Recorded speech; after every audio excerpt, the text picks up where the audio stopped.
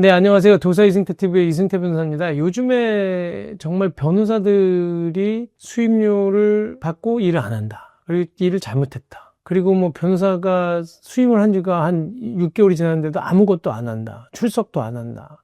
뭐 변호사가 맡겨둔 돈을 횡령한다. 내달라고 준 돈을 인지대를 납부하지 않고 보정하지 않고 갖고 있다거나 써버렸다거나 또 판결금을 받고 실제로 항소를 안 했는데도 불구하고 판결을 받아놓고 자기가 써버리고 안 주고 있는 경우도 있고 뭐 우리가 생각한 것보다 상상을 초월하는 일들이 많이 있긴 해요.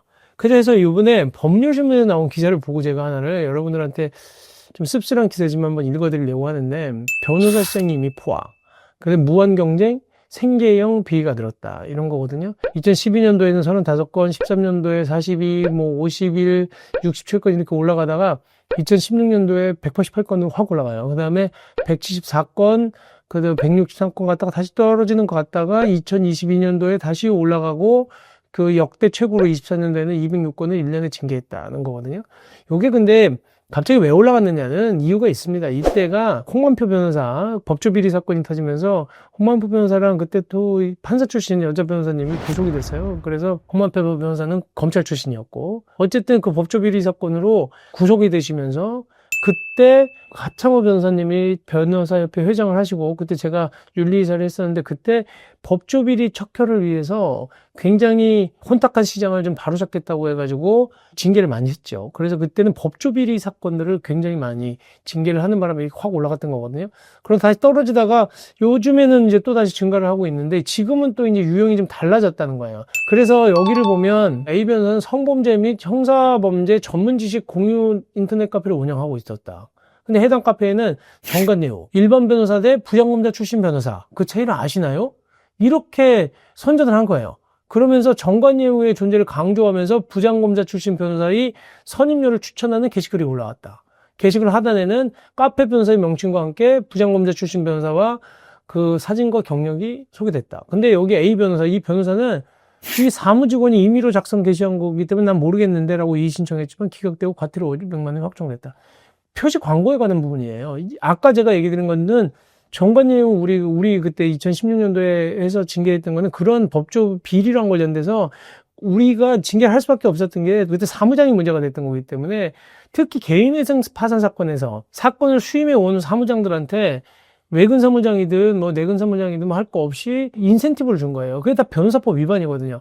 그렇게 해서 대대적으로 굉장히 많은 변호사가 형사처벌을 받았습니다. 그게 또 변호사협회에 통지가 됐기 때문에 그때 이렇게 징계 건수가 늘어났던 것도 있는 거거든요. 그래서 정관예우 비리 근절센터가 협회에도 만들어놨고 대대적으로 그때 단속도 많이 하고 했었는데 그 이후에는 떨어지는 것들이 또 이러는 거예요.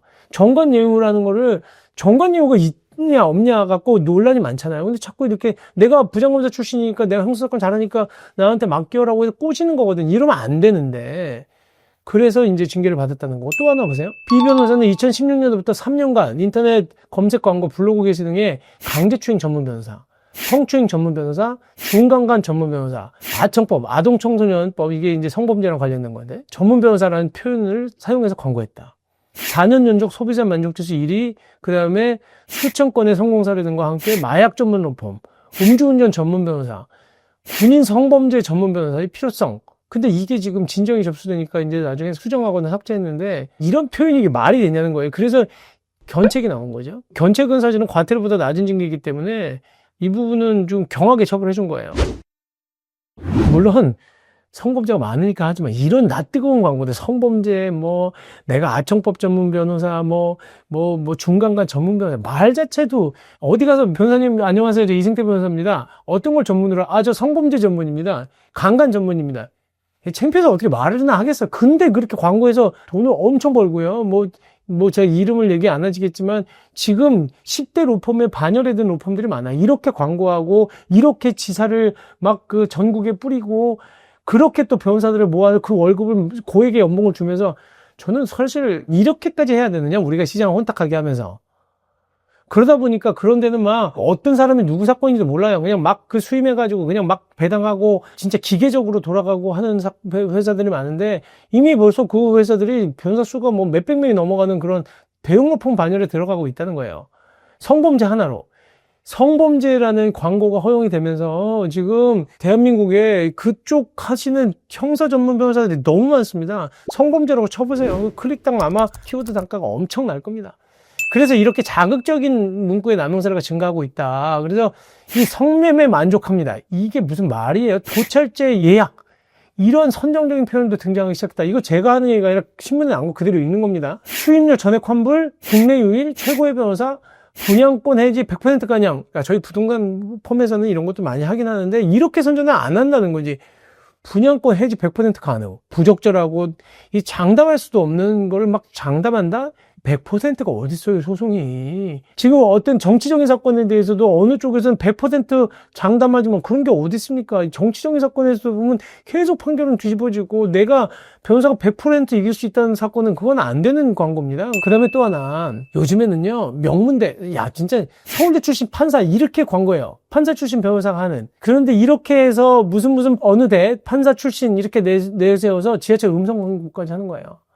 그런데 이거는 결국 운송수단 및 운송수단이 정차하는 곳에서 불특정 다수에게 음성을 도달하게 행위를 금지하는 규정을 신설하는 단초가 되기도 했다. 규정이 없으니까 막 한 거예요. 근데 옛날에 우리 때도 이 규정을 정비하고 광고 많이 못하게 제한을 했는데 많이 풀어줬어요, 지금이요. 왜냐면 먹고 살기 힘들다고 하니까 광고를 갖다가 굉장히 많이 풀어주다 보니까 이런 광고까지 생긴 거예요. 좀 있으면 이제 에드블론 띄워요, 크고. 그래서 이 업무 형태가 그 과거보다 불량해졌다. 그러니까 법조에서는 변호사 증가와 시장 포화라는 구조적인 문제에 대한 해법이 필요하다는데 이견은 없다. 이견은 없다. 분명히 다 해야 된다. 한편에서는 징계수를 높여야 된다는 얘기도 한다.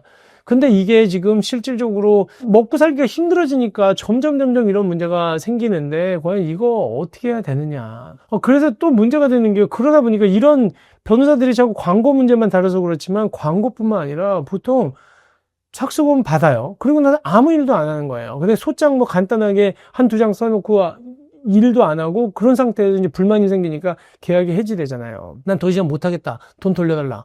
변호사 돌려줘야 되거든요. 원래 변호사의 보수는 위임 계약이기 때문에 언제든지 해지할 수 있는 겁니다. 언제든지 해지할 수 있고 해지를 하게 됐을 경우에는 해지된 당시까지 일한 돈을 빼놓고 나머지는 돌려줘야 돼요. 그리고 법원의 대법원 판결도 그렇고 변호사는 위임 계약이기 때문에 이게 언제든지 위임 계약은 해지할 수 있다는 건 민법에 나와 있는 조항이고요. 그 다음에 대법원 판결도 변호사에게 준 착수금은 성급금의 형태이기 때문에 일을 하다가 중간에 해지가 되면 돌려줘라라는 게 대법원 판결이에요. 안 돌려줘요. 그럼 왜 안 돌려주는지 모르겠어요. 그러다 보니까 이게 물론 돈을 안 돌려주는 걸 징계까지 할 사안이냐에 대해서는 뭐 소극적인 것 같긴 한데 변협에서. 하지만 민사소송으로는 받아낼 수 있습니다. 그리고 또 하나는 광고에 또 정말 안 되는 형태가요. 불특정 다수인한테 전단지 뿌리는 겁니다. 갑자기 집에 막 전단지 뿌려가지고, 그 보면 뭐 토지 보상, 뭐 분양계약 해지, 뭐 어떻게 알고 오는지, 뭐 그런 것들을 막 전단지를 뿌리는 거. 이건 징계받는 광고 형태입니다. 이거는 안 되는, 변호사 윤리규정에 위반되는 광고 형태이기 때문에 이거에 대한 진정하시면 돼요.